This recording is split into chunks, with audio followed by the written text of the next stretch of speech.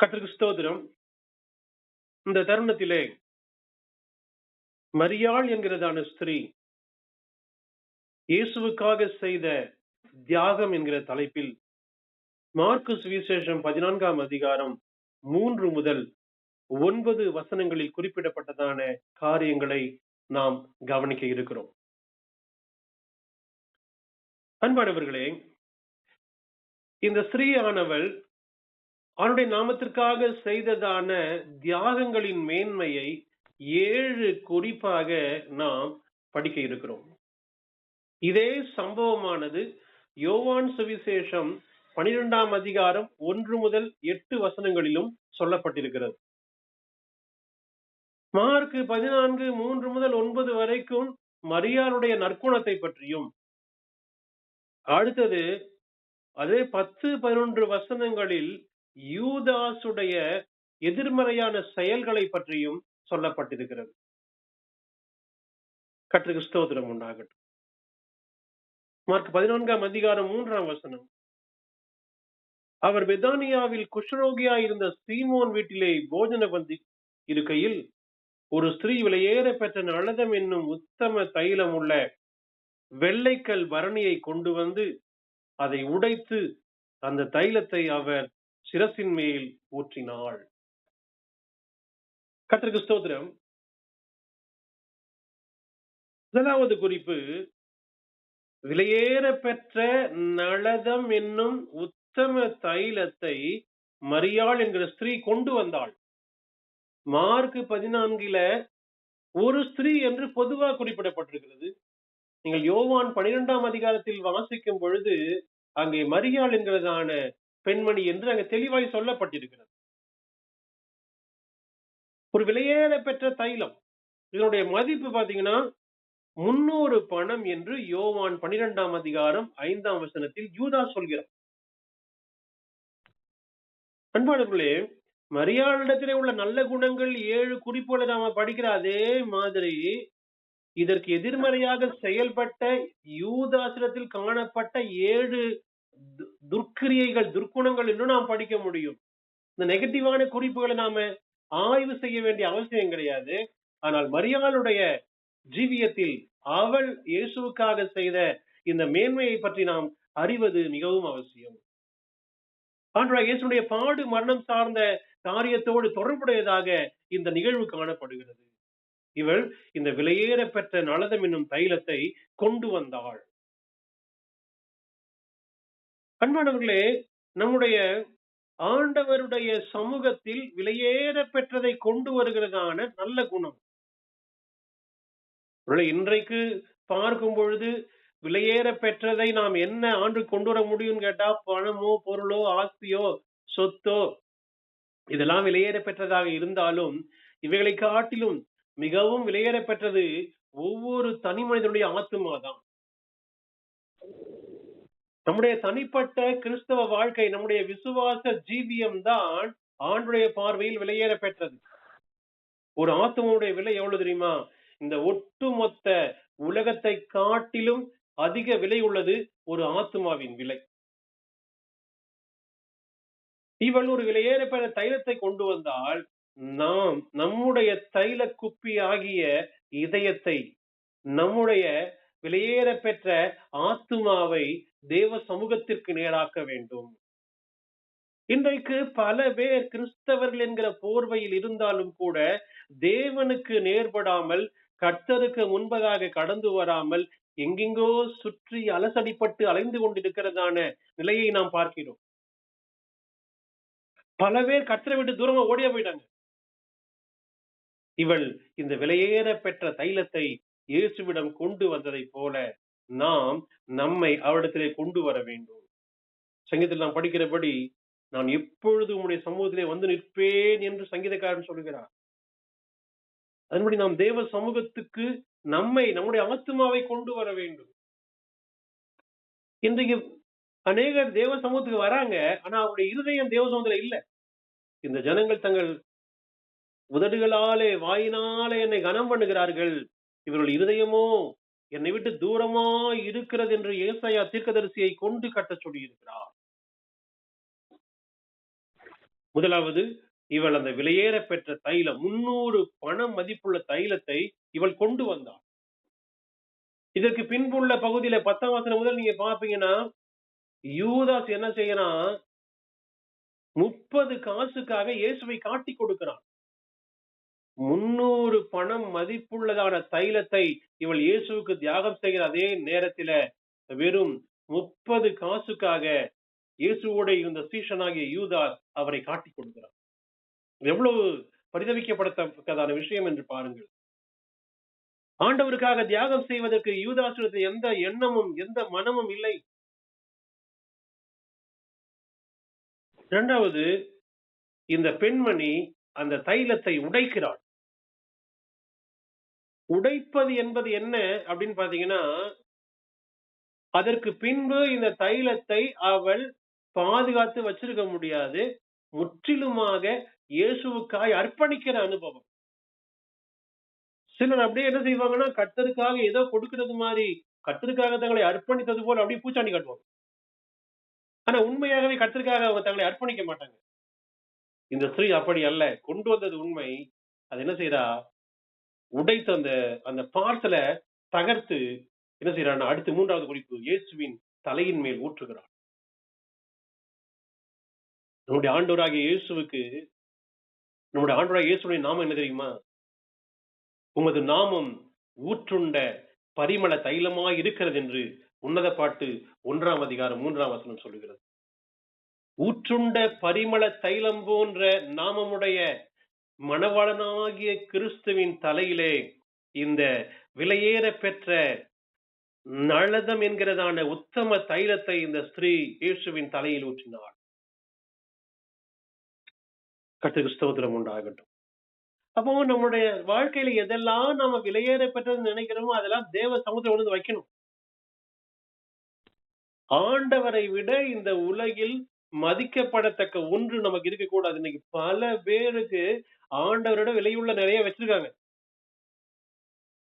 இயேசு உங்களுக்கு அதுக்கு அப்புறம் தான். அவங்க வைத்திருக்கிறதான விலையுள்ள பொருளுக்கு அப்புறம் தான் இயேசு. அந்த நிலையிலே இன்றைய மனிதர்கள் பழக ஆரம்பித்து விட்டார்கள்.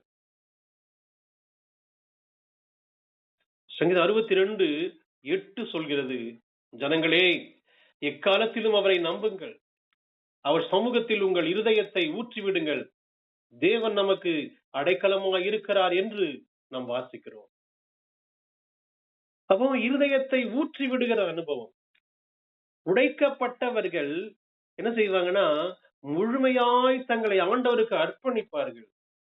எந்த விதமான ஒளிவு மறைவும் இன்றி ஆண்டுடைய நாமத்தை அவர்கள் மகிமைப்படுத்துவார்கள். நீங்க 1 சாமுவேல் 1:15 படிச்சீங்கன்னா, அங்க அன்னாள் என்ன செய்றா? அன்னாள் சொல்ற வார்த்தையை பாருங்க. அதற்கு அன்னாள் பிரதியுத்தரமாக, அப்படியல்ல என் ஆண்டவனே, நான் மனக்லேசம் உள்ள ஸ்திரீ, நான் திராட்சரசம் ஆகிலும் மதுவாகிலும் குடிக்கவில்லை, நான் கர்த்தருடைய சந்நிதியில் என் இருதயத்தை ஊற்றிவிட்டேன் என்று சொல்லுகிறார். புதிய ஏற்பாட்டில் நளதம் என்கிற தைலத்தை இந்த ஸ்திரீ ஆகிய மரியாள் இயேசுவின் தலையில் ஊற்றினாள். பழைய ஏற்பாட்டில் அன்னாள் என்கிற ஸ்திரீ தன்னுடைய இருதயத்தை தேவனுடைய சன்னிதானத்திலே ஊற்றினாள்.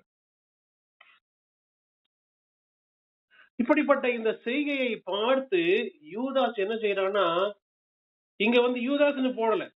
4-5 வசனங்களை படிச்சீங்கன்னா, அப்பொழுது சிலர் தங்களுக்குள்ளே விசனம் அடைந்து, இந்த தைலத்தை இப்படி வீணாக செலவழிப்பானேன், இதை 300 பணத்துக்கு அதிகமான கிரயத்துக்கு விற்று தரித்திரருக்கு கொடுக்கலாமே என்று சொல்லி அவளை குறித்து முறுமுறுத்தார்கள். இங்க ஒரு சிலர்னு போட்டிருக்கு. ஆனா யூதாஸ் தான் அப்படி பேசினான் என்று யோவான் 12:5 தான் படிக்கிறோம்.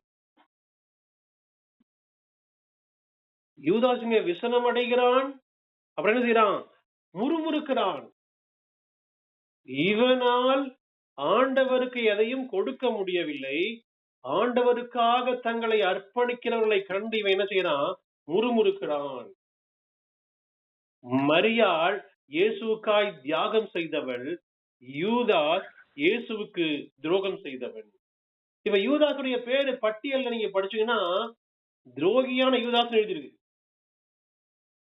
யோவான் 12 நீங்க படிச்சீங்கன்னா, அவன் திருடனானபடியினாலும் பணப்பையை தன் கையிலே வைத்துக் கொண்டு அதிலே போடப்படுகிறதை சுமக்கிறவன் அப்படினால இப்படி சொன்னான் என்று எழுதியிருக்கிறது. இவன் தன்னை ஆண்டவருக்கு ஒப்புக் கொடுக்கவும் இல்லை. அதை போல ஆண்டவருக்காய் தியாகம் செய்கிற இந்த ஸ்திரீயை இவன் குற்றம் சொல்லுகிறான். அப்ப நீங்க யோசிக்கலாம், நீங்க எல்லாம் கேட்கலாம். யூதாஸ் இயேசுவை காட்டிக் கொடுப்பதும், ஆண்டவராகிய இயேசு பாடு மரணத்தை அனுபவிப்பதும், சிலுவையில் அறையப்படுவதும், உயிரோடு எழும்போது இதெல்லாம் பழைய ஏற்பாட்டிலேயே பிதாவால் தீர்மானிக்கப்பட்டு விட்டதே. அப்படி இருக்கும் பொழுது யூதாஸை நாம் ஏன் குற்றப்படுத்த வேண்டும் என்று நீங்கள் கேட்கலாம். ஆண்டவரே சொல்றாரு, மனுஷகுமாரன் தம்மை குறித்து எழுதியிருக்கிறபடியே போகிறார். ஆகிலும் யாவனால் மனுஷகுமாரன் காட்டிக் கொடுக்கப்படுவாரோ அவனுக்கு ஐயோ, அவன் பிறவாதிருந்தால் அவனுக்கு நலமாயிருக்கும் என்று ஆண்டவர் சொல்லுகிறார். அப்ப யூதாஸ் இப்படிப்பட்ட தவறை செய்வதை ஆண்டவர் ஒப்புக்கொள்ளவில்லை. 3.5 ஆண்டு இயேசுவோட கூட இவன் வாழ்கிறான், இயேசுவோட பயணிக்கிறான், இயேசுனுடைய போதனைகளை கேட்கிறான், அவர் செய்த அற்புதங்களை எல்லாம் கண்கூடாய் பார்க்கிறான், அற்புதமா இயேசு கொடுத்ததான அப்பத்தை இவன் சாப்பிடுகிறான், ஆண்டுடைய போதனைகளுடைய வியாக்கியானங்களை கேட்டவன் யூதாஸ். இப்ப இந்த மரியாள் இருக்காங்க, இன்னும் மற்ற பொது ஜனங்கள் இருக்காங்க, அவர்களுக்கு இயேசு உவமைகளாய் பிரசங்கம் பண்ணினார். ஆனால் அவர் தனித்து இருக்கும் பொழுது 12 உவமைகளுடைய வியாக்கியானங்களை எல்லாம் சொல்லிக் கொடுத்தார் என்று மத்தேயு 13 நாம் வாசிக்கிறோம். அப்படியானால் வேத வசன விளக்கங்கள் இவனுக்கு தெரியும். மரியாளை காட்டிலும் அதிகமாய் அற்புத அடையாளங்களை கண்டவன். இந்த 12 அப்போஸ்தலர்கள்ல மிக பிரதானமான பொறுப்பு இவனுக்கு இருக்கிறது. இவன் தான் கேஷியர். பணத்தை இவன் தான் வைத்திருக்கிறான். பொதுவாக அந்த கேஷியர் பதவி என்பது எல்லார் கையிலும் கொடுக்க மாட்டாங்க. திறமை உள்ளவர்களாக, ஞானம் உள்ளவர்களாக, புத்திசாலிகளாக, எந்த ஒரு செயலையும் சிறப்பாய் செய்கிறவர்களாக, ஆக்டிவா இருக்கிற ஒரு ஆள் தான் அந்த பொறுப்பை கொடுப்பாங்க. இப்ப மற்ற 11 பேருக்கு இல்லாத மேன்மையை ஆண்டவர் இவனுக்கு கொடுக்கும் பொழுது இவன் இயேசுவுக்கு கொடுத்த பரிசு சிலுவை, காட்டிக் கொடுக்கிறதான அந்த தீமை. இப்ப 3 குறிப்பு சொல்லியிருக்க. 4வது குறிப்பு,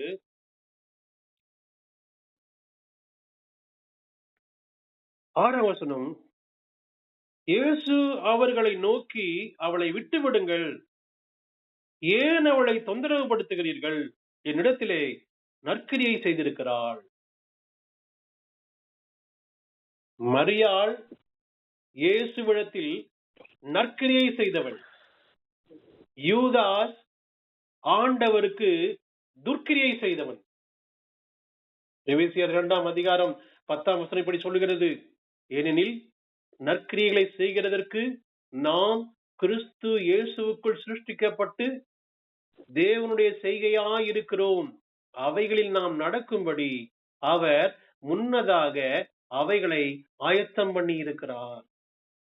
நற்கிரியைகளை செய்யும்படிதான் தேவ மக்களாகிய நாம் படைக்கப்பட்டிருக்கிறோம். கிறிஸ்துவால் நாம் உருவாக்கப்பட்டிருக்கிறோம்.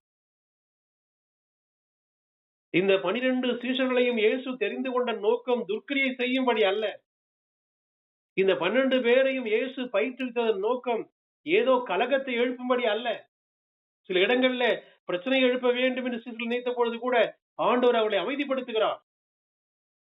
சமாரியாவில் ஒரு பட்டணத்துக்கு இயேசு உள்ள போக முயற்சிக்கிறார். அவங்க எதிர்த்து நிக்கிறாங்க.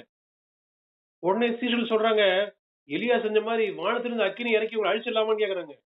ஆண்டவர் சொல்றாரு, நீங்கள் என்ன ஆவி உள்ளவர்கள், அப்படி செய்ய ஆண்டவர் அனுமதிக்கவில்லை. கர்த்தருக்கு ஸ்தோத்திரம் உண்டாகட்டும். இப்ப நற்கிரியை இந்த மரியாள் நற்கிரியை செய்தாள். இயேசுவோடே கூட இருந்து போதனையை கேட்ட யூதாஸ் துர்க்கிரியை செய்தான். அன்பான தேவ ஜனமே, நாம் நற்கிரியைகளை செய்யும்படியாக தான் ஆண்டவர் நம்மை சபையிலே வைத்திருக்கிறார். ஊழியத்தில் நற்கிரியை செய்யும்படி, விசுவாச மக்களுக்கு மத்தியில் நற்கிரியை செய்யும்படி, நாம் வசிக்கிற பட்டணத்தில், கிராமத்தில், மக்கள் மத்தியிலே நற்கிரியை செய்யும்படிதான் ஆண்டவர் நம்மை ஏற்படுத்தி இருக்கிறார்.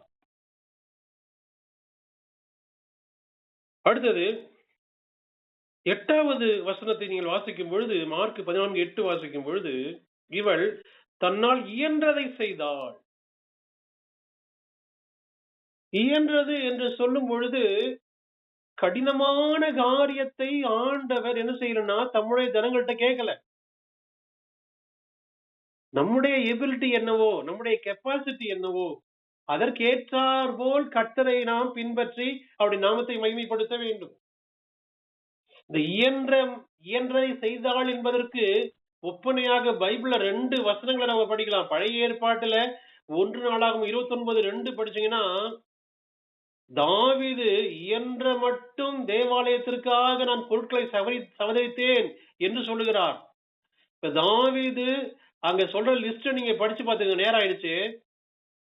அந்த லிஸ்ட அப்படியே டோட்டல் பண்ணோம்னா பல 100 கோடி ரூபாய் மதிப்புள்ள பொருள் சேர்த்திருக்கான். ஆனா என்னால் இயன்ற மட்டும் என்று எளிமையா தாவீது சொல்கிறார். ரோமர் 1:15 வாசிக்கும் பொழுது, ஆகையால் ரோமாபுரியில் இருக்கிற உங்களுக்கும் என்னால் இயன்ற மட்டும் சுவிசேஷத்தை பிரசங்கிக்க விரும்புகிறேன் என்று பவுல் சொல்லுகிறார். அவ இயன்ற மட்டும் சுவிசேஷம் சொல்வது, இயன்ற மட்டும் ஜெபிப்பது, இயன்ற மட்டும் கொடுப்பது, இயன்ற மட்டும் ஊழியம் செய்வது, இயன்ற மட்டும் கர்த்தருடைய காரியங்களிலே நாம் செயல்படுவது, இதைத்தான் ஆண்டவர் விரும்புகிறார். மரியாள் தன்னால் இயன்றதை செய்தவள். அடுத்தபடியாக அதே 8ஆம் வசனத்துல, நான் அடக்கம் பண்ணப்படுவதற்கு எத்தனமாக என் சரீரத்தில் தைலம் பூச முந்திக் கொண்டாள். ஊற்றுண்ட பரிமள தைலம் போன்ற நாமமுள்ள இயேசுவின் மேல் இவள் என்ன செய்யறான்னா, இந்த விலையேற பெற்ற நலதம் என்னும் தைலத்தை ஊற்றுகிறாள். இது இயேசுவை அலங்கரிக்கும்படி அல்ல, அவரை மனம் கவர செய்யும்படி அல்ல, அடக்கத்தின் அடையாளம், அவருடைய மரணத்தின் அடையாளமாக இந்த ஸ்திரீ இதை செய்தாள். ஏன்னா ஆண்டுடைய மரணம் நெருங்கிட்டு இருக்கு. அப்ப இந்த தைலத்தை ஊற்றும் பொழுது ஆண்டு சொல்றாரு, அடக்கத்திற்காக இதை வைத்திருந்தாள் என்று சொல்லுகிறார். ஆண்டவராகிய இயேசுவினுடைய பாடு மரணத்தில தேவ மக்களாகிய நாம் ஒவ்வொருவரும் பங்காளிகளாக வேண்டும். நாம் படுகிற பாடுகள், சகிக்கிற தியாகங்கள், நிந்தைகள், அவமானங்கள், பிரயாசங்கள், இவைகள் கிறிஸ்துவின் பாடுகளுக்கு பாடு மனது நம்மை பங்காளிகளாக்குகிறது. கடைசியாக 9ஆம் வசனம், இந்த சுவிசேஷம் உலகத்தில் எங்கெங்கே பிரசங்கிக்கப்படுமோ அங்கங்கே இவளை நினைப்பதற்காக இவள் செய்ததும் சொல்லப்படும் என்று மெய்யாகவே உங்களுக்கு சொல்லுகிறேன் என்றார். 7வது குறிப்பு, இயேசுவினுடைய சுவிசேஷ பிரசங்கத்தில் இந்த ஸ்திரீ நினைவு கூறப்படுகிறாள். அது என்ன அர்த்தம்னா, ஆண்டவராகிய இயேசுவினுடைய பாடு மரணம் உயிர்த்தெழுதல் திரும்பி வருவதுதான் சுவிசேஷ பிரசங்கம். இயேசு சிலுவையில் அறையப்பட்டார், ரத்தம் சிந்தி மரித்தார், அடக்கம் செய்யப்பட்டார், உயிரோடு எழுந்தார், அவர் திரும்பி வரப்போகிறார். இயேசு சிந்தின ரத்தம் என் பாவத்திற்காக தான் என்று யார் விசுவாசிக்கிறாங்களோ அவங்க ரட்சிக்கப்படுவாங்க. இதுதான் சுவிசேஷம். இப்ப இதுல மரியாள் எங்கே வருகிறாள்? இயேசு அடக்கம் பண்ணப்படுவதற்கு எத்தனமாய் தானே இவள் தைலம் பூசினாள்.